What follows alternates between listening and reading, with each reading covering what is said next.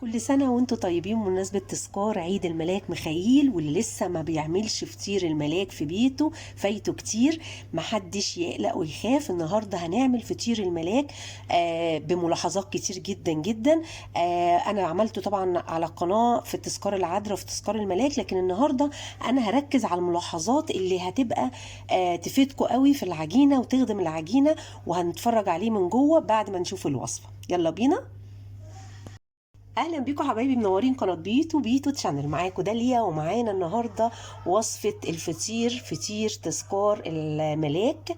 بنعمله دايما في تذكار الملاك في شهر 6، وفي تذكار السيده العذراء مريم في شهر 8. وطبعا زي ما كلنا عارفين طول الشهر بيبقى فيه تذكارين، مره يوم 12 ابتي ومره يوم 21 ابتي لتذكار العذراء. فالمرات دي هنعمله عشان يوم 20 يناير 2025، بكره عيد تذكار الملاك ميخائيل. اول حاجه بقى هنعمل ايه؟ هجيب اول حاجه السكر، كوبايه سكر.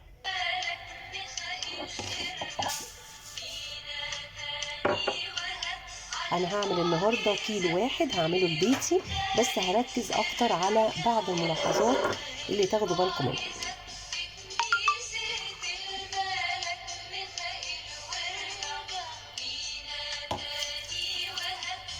كوباية السكر هضيف عليها المفروض كوبايتين مية، ولكن انا هضيف كوباية واحدة مية دلوقتي، ودي رقم واحد في الملاحظة. هضيف مية مغلية زي ما انتم شايفين، لان احنا في الشتاء المفروض ان العجينة هيبقى فيها خميرة، فلو حطيت مية دافية دلوقتي مع بال ما اخلص بقية الخطوات واجي هلاقي المية بردت.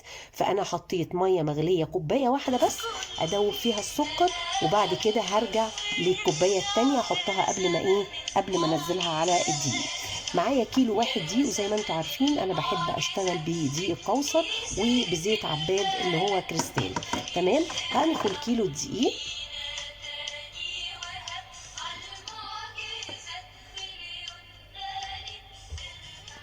تمام، نخلت الدقيق بتاعي. الفيديو قصير قوي وشايله منه حاجات كتيره، عشان ايه؟ تركزوا بس في التكات اللي انا بقولها. واللي دايما متابعين القناه وشايفين كل الفيديوهات بتاعت الفطير هيفهموا التركيز على ايه النهارده. حطيت طبعا بعد كيلو دقيق حطيت شويه ملح صغيرين ومعلقه كبيره من الخميره الفوريه، وهقلب كده المكونات الجافه بتاعتي، وهنزل بكوبايه الزيت اللي انا عيرتها في نفس الكوبايه اللي عيرت فيها السكر، وهقلب بقى. ونيجي بقى للخطوة المهمة وعملية البس. تعالوا نشوف هنبس ازاي الدقيق في الزيت بين كفوف ايديا. ودي تاني ملحوظة مهمة جدا.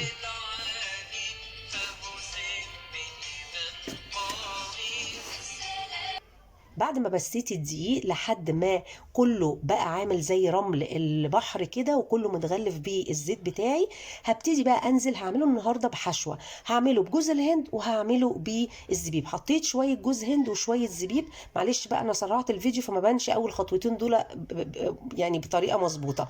فالمهم الجوز الهند والزبيب براحتك، حطي الكميه اللي انت عاوزاها، بس اقصى حاجه على الكيلو تبقى كوبايه. دلوقتي بقى حطيت ايه؟ دلوقتي حطيت كوبايه تانية من الميه، واهم حاجه قلبت ودوبت وايه، وجسيت الميه. لو الميه سخنه ما تحطهاش، لو الميه دافيه هتحطيها. تمام، يعني لو لسه سخنه هقعد اقلب لحد ما ايه، ما يبتدي الهواء يدخل ويبتدي الميه تبرد. انا دلوقتي حطيت الكوبايتين، وهعجن حلو جدا جدا لحد ما ايدي تسيب خالص العجينه. هي فعلا ايدي سابت العجينه، بس انا جبت ربع كوبايه ميه، وهحط هحط الربع كوبايه دي بق في بق. ودي خطوه مهمه عشان اخدم العجينه اكتر. عاوزه تكتفي بالكوبايتين الميه مفيش مشكله، بس كل ما هتزودي الميه وتسقسقي شويه بشويه وتعجني، هتلاقي الفطير يبقى دايما طري معاكي اطول وقت ممكن. فالفطير محتاج ميه. تمام، يبقى كوبايتين ميه ده الطبيعي. هتتعبي شويه هتحطي بقى كمان ربع، وبق بق كده، بق ميه وتعجني. عجنت وسبتها تخمر. تمام، وعجنتها حلوه قوي لحد ما سابت ايدي برده تاني، وابتديت ايه بعد ما خمرت. تعالوا بقى نشوف شكلها.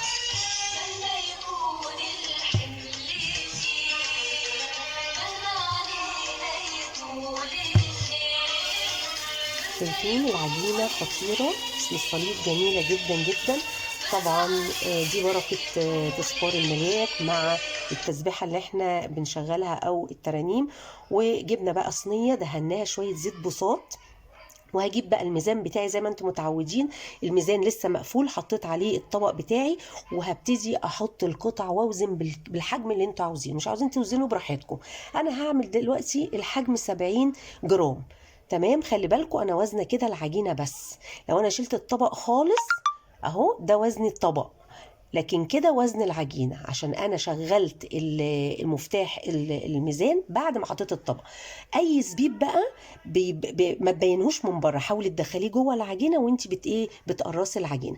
قفلت كده، وهحط بين كل قرصة وقرصة مسافة عشان لما اجي اختم هكمل كل الكمية وارجع لكم. بعد ما كملت الكمية عملوا صينيتين، هسخن الفرن بس هسيبهم يخمروا. سبتهم يخمروا شوية، وبعد كده جبت الختم بتاعي بتاع الملاك، وهبتدي اختم بيه كل القرص، وهسيبها تاني تخمر.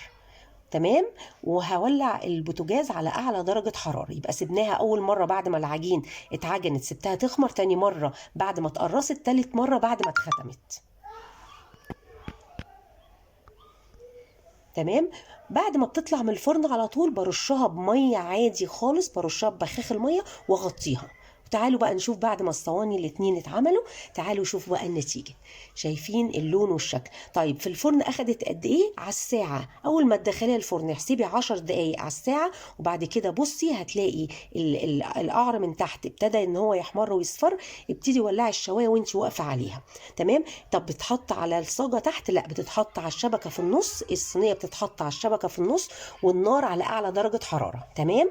الملاحظات دي خلي بالكم منها. شايفين الزبيب كله مختفي جوه، مفيش حاجه متحروقه، وجوز الهند جواه. وزي ما انتم شايفين التسويه، عاوزه تفتحي عن كده اوكي، عاوزه تغمقي براحتك، بس هو زي ما انا قلت لك التسويه على اعلى درجه حراره لمده 10 دقائق، وتولعي الشوايه حاجه بسيطه.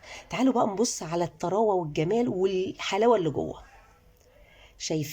شايفين العجينه باينه خالص طراوتها، عشان اتخدمت حلو وعشان الميه خدمتها.